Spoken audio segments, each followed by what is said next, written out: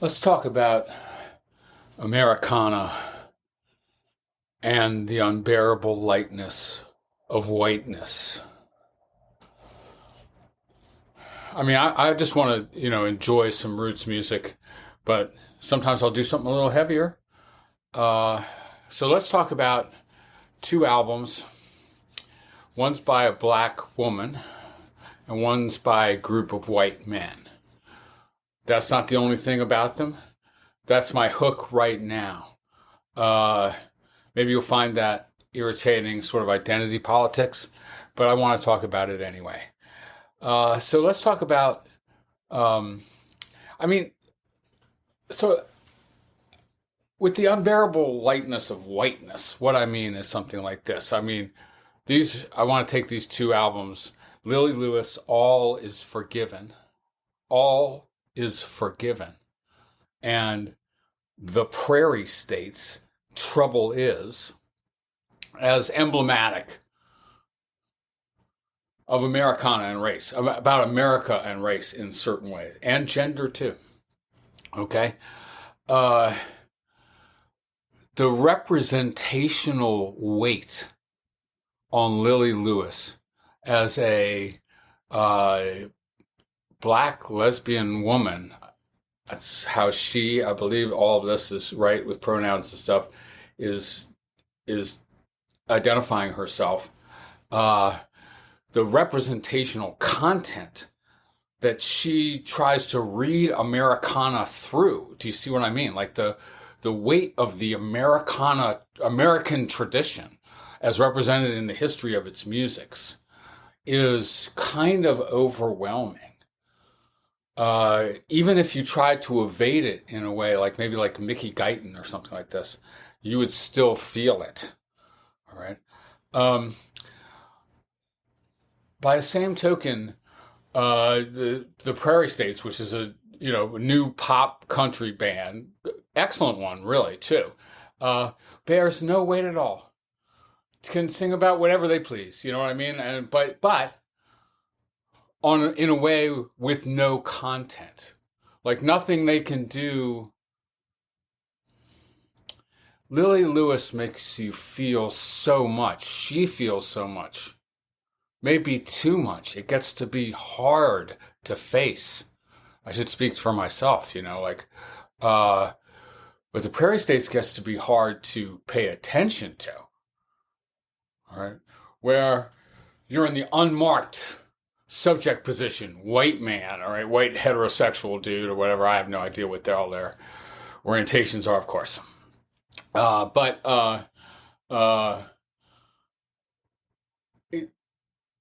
In a way, the position is supposed to have no content. There's nothing it means to be a white guy in particular. If it means anything anyway, though, it's in country music, for God's sakes, or like working class white culture or southern white culture. So anyway, this is what I want to talk about a little bit. Let's talk, first of all, about Lilli Lewis's album, which I missed before. All Is Forgiven. I really loved her previous album, Americana. And I listened to that, and maybe I top 10'd it in 22. I'm trying to remember now. Let me give you just a little slice of her sound then, 22. Again, like totally consciously appropriating or enacting, embodying the Americana music tradition, roots tradition. And she's not the only one, right? Like Allison Russell, Rhiannon Giddens. And all of them have this kind of weight. I mean, actually, Allison Russell's Canadian. But all of them have this tremendous weight of race and gender. Now, Allison Russell and Rhiannon Giddens put out excellent albums last year, 23. The Rhiannon Giddens, You're the One. I think it alternates between trying to transcend like the weight and like, here's just a fun rootsy song. Here's just a little blues song or something. but it keeps returning, like the spiritual weight of centuries. Okay, wow, all right. And Lilli Lewis, few carry that as much as she does. All right, so here's Copper John from Lilli Lewis's previous album, Americana.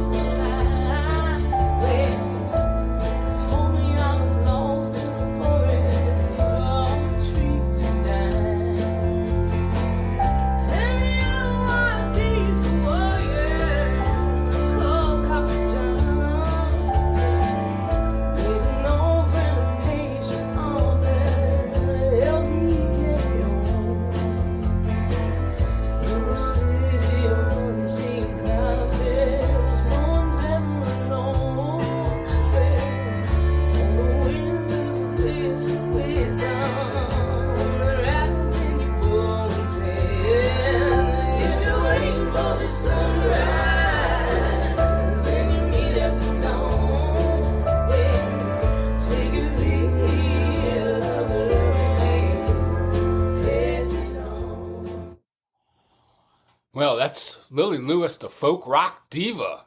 I love that whole concept. And that was the sound of the previous album. She's done a number of different kinds of things. One thing that should be clear immediately is, boy, Lilli Lewis can sing. And on Americana, she featured a lot of sort of, more like her, sort of more gravelly, more gospel-y sound. On the recent album, End of 23, she, I'd say she emphasizes transcendent, heavenly, in part operatic. Like someone has compared her voice to Jesse Norman. And maybe I didn't hear that straight up on Americana. I just heard like a really good singer, right? Like a soul gospel singer, blues, etc. Americana. But on the new album, a lot of it is really beautifully operatic. And the singing is so gorgeous. Like I was playing this stuff for my 98-year-old mother just now. And she was crying. Okay. Now this stuff is not so Americana at all, it seems to me. Like it's, I don't know how to describe it. It has a relation to folk music, and to classical music, and a transcendent voice. This kind of all is forgiven kind of suggests a celestial point of view or something, as she manifests on this where she sings in French. She's originally from Georgia, I think, but a lot in New Orleans. I don't know. Ciel Eternel.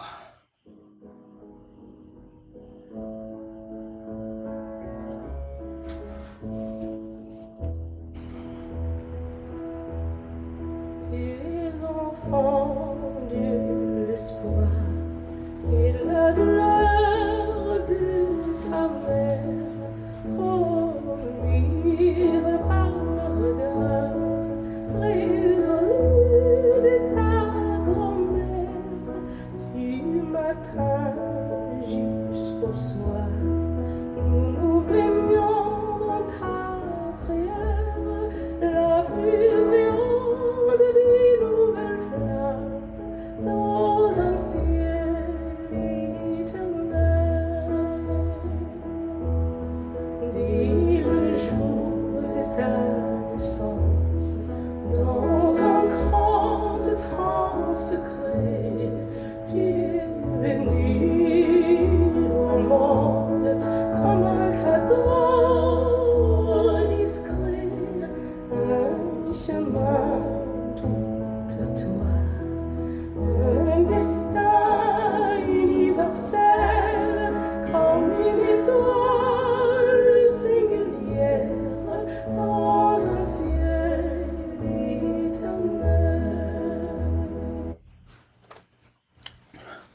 Right. I guess I wasn't expecting to be doing stuff like that on my little Americana review show.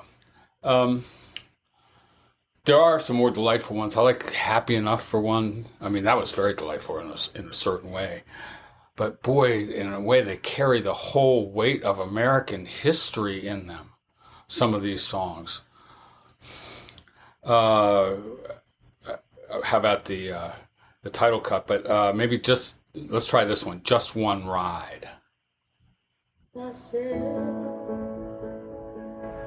I lost my mystery, thinking about everybody, not myself. It hurt my pride, yeah, it made me feel empty. I think I just lost me without my pride. Just a disease I was born with. Told me never regret being kind. There's nothing new. Feel foolish at the end of the line.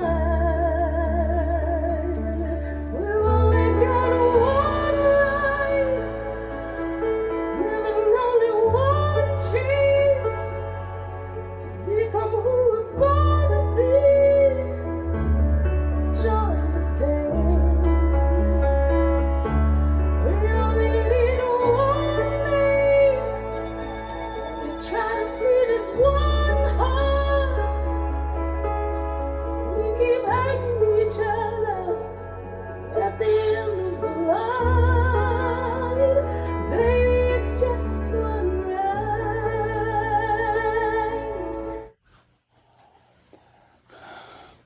That's a power ballad, man. Who's that woman? Diane Warren or whatever? It's almost like that. But it's also really emotionally rich, I think. And the performance is, quite excellent. Title cut.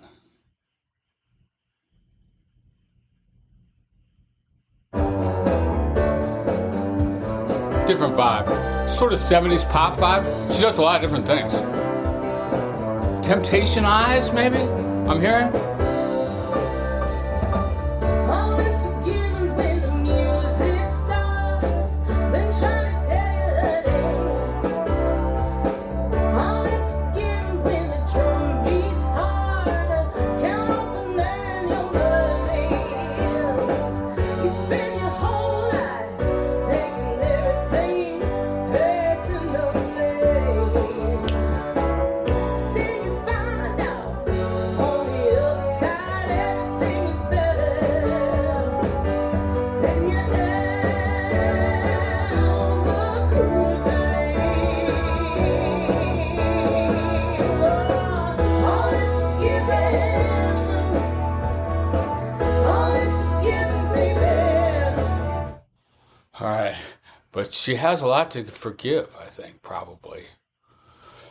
Not that I'm the person to tell her that, I suppose. Or, yeah. So, what do you do when you don't quite have all that burden of history? Like, what you have the burden of the history of country music, maybe, like Hank Williams Jr. to Morgan Wallen or something like this, to deal with. You have the burden of having topped out as your high school quarterback in a small town in Texas or whatever, right?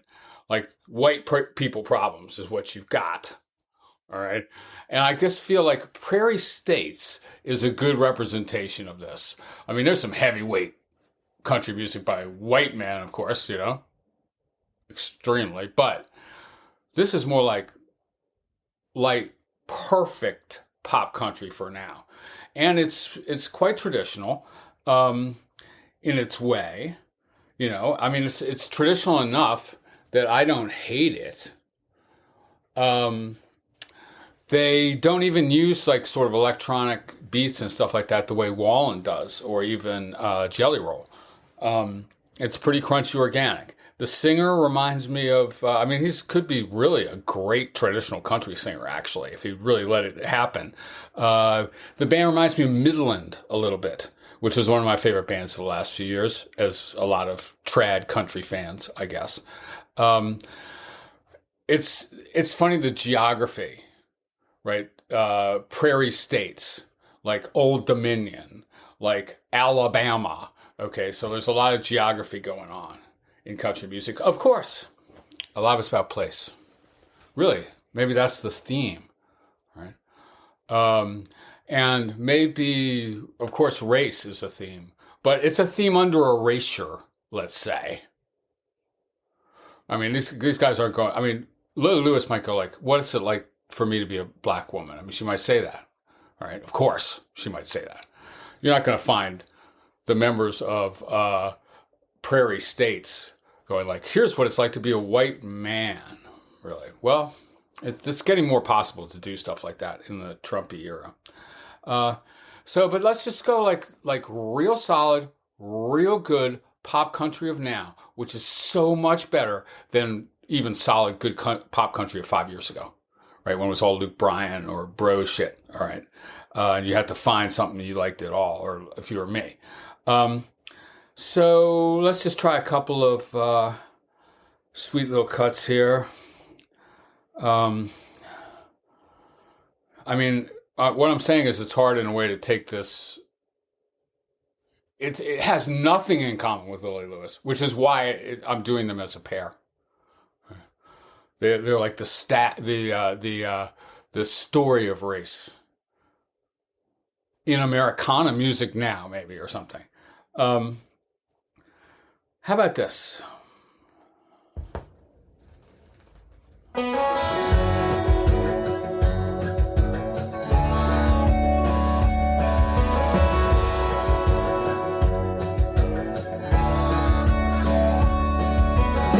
off the safe and put the needle down. Get a little lost in that Nashville sound. Close my eyes and lean back on the couch while the world just goes to hell. Everyone's got their own religion, oh way of keeping faith, and I don't care what it is, as long as it gets you safe. For me, it ain't no church pew or a bedside Bible. I swear on a stick of vinyl. Yeah, so I mean, it's country music about country music. It's a real typical theme. I love that song, actually. You know, I'm not saying this isn't a good record, because that's why I'm talking about it. It is a good record. If you happen to be listening to it back to back with Lilli Lewis, you go like, they're doing something completely different with music. I mean, these guys are just trying to make you smile and, you know, turn the radio dial till you hit the song again. But that's not what Lilli Lewis is doing. She's carrying the weight of history into the future in some way, forgiving it or embodying it or struggling with it. The same history, maybe, in some sense. This is a pretty steady, good album. 10 solid, pop country, trad pop country cuts. I like this one especially. If Her Heart Was a Place. She could have been a beach somewhere on the coast. She could have been a river, the way that she flows. Seems like you won't be able to avoid this on the radio if they would just release it. She could have been a field, a little patch of trees, the way that she bends and sways in the breeze. If her heart was a place, it would be a little town where lucky man goes to settle down, where forever means forever and hearts never break. If her heart was a place, it would be heaven on earth, a little honky tonk and a